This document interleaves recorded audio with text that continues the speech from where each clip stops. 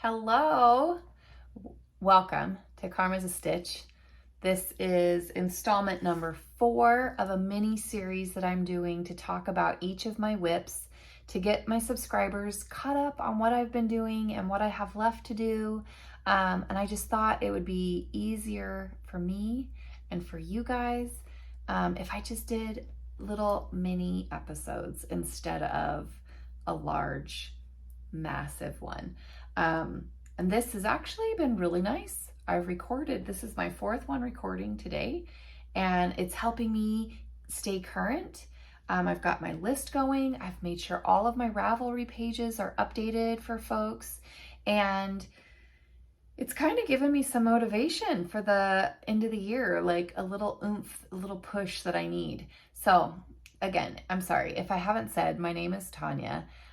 This is a knitting crochet podcast channel that I typically do with my son, Anthony. He's preoccupied with some other things right now. He does knit.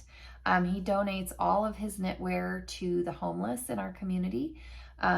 So he will pop in for episodes here and there. Today is not that day. So the next project that I'm going to talk about, this is the 3rd one of these that I've made. So if you've been around here, there are very few, I'm saying very few because I can't think of any other that I've actually made more than one of. This particular top, it's the outline tee, and I have the material to do another one, but I've yet to do it. So this project though is one that I've already completed 2 other times. So the pattern has been easy. It's not something I have to think about. It's one that I've done with mini skeins in the past, and it's one where I've done solid colors, but it is called the Morrison scarf. And I don't have a picture of the pattern. I'll insert a picture of the pattern here for you. And the Morrison scarf is done in a tubular fashion. I'll show you here. Here is my progress so far. And you start off down here and you make like a cuff. It looks like a sleeve cuff.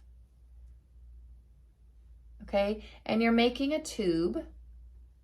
And you're just going around and around and around. That's all you're doing.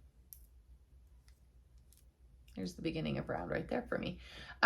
So the diameter of this, it's one where I've been able to modify it. So I've got it to the width that I want. And I've got the length that I'll be doing. I have enough yarn to do that. I am doing this on a US 5, I believe. Yep, a US 5, 3.75 millimeter on my Chow Goose. The yarn that I'm using for this is the Cascade Heritage sock yarn in black. Just a black wool. But when some of you may know this, I volunteer at my local yarn shop. It's not work. I volunteer there and I enjoy it. And I enjoy the people, the community, just the whole setting. I've been kind of spoiled with my local yarn shop. But whenever I was there one day and a shipment of hedgehog fibers came in and the box got opened and this particular skein just sort of sang to me.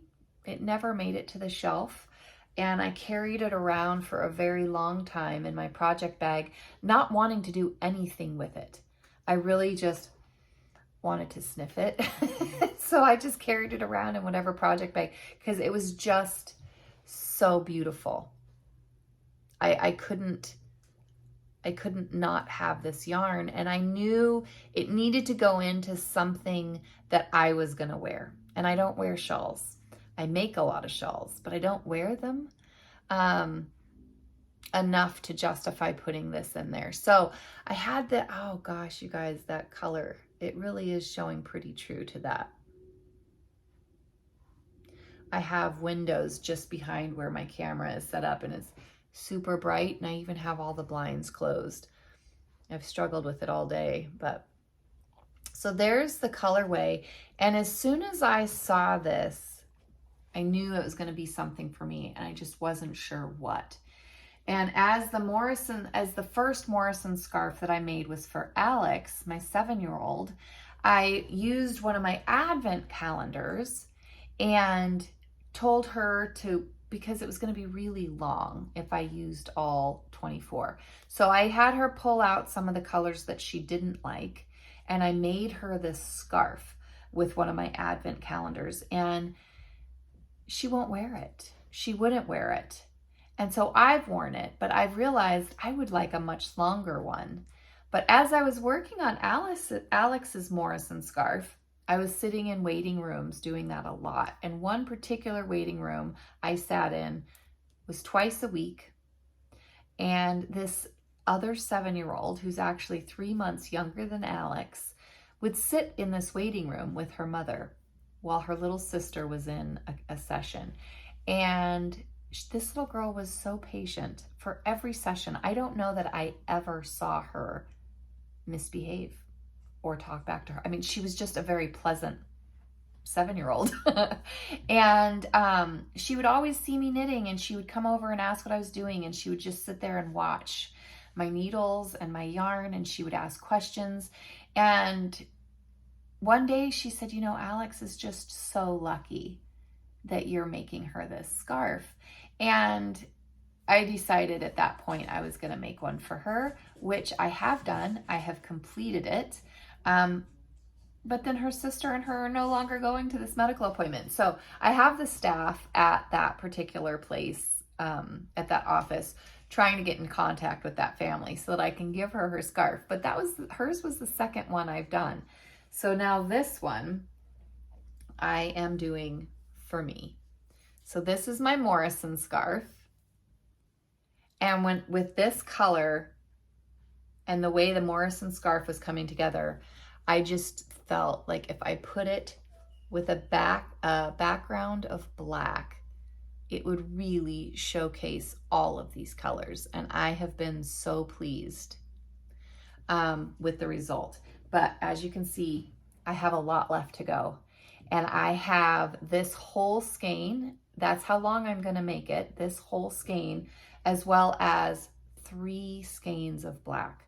So I don't know. I want this pretty bad because I want to wear it this winter. So wish me luck, but that's where this project is. And my Ravelry page is current for this particular project. You guys, and it is a fun one. It is absolutely an enjoyable knit. It's a perfect one I can do in my car. I don't have to think about my stitches or the pattern. So there you have it. Installment number 4 of my WIP mini series. I hope you guys are all doing great. I think I'm going to call it a day for this, and I'm going to knit for a little while and hopefully make some progress. All right. I hope everybody's doing well. See you later.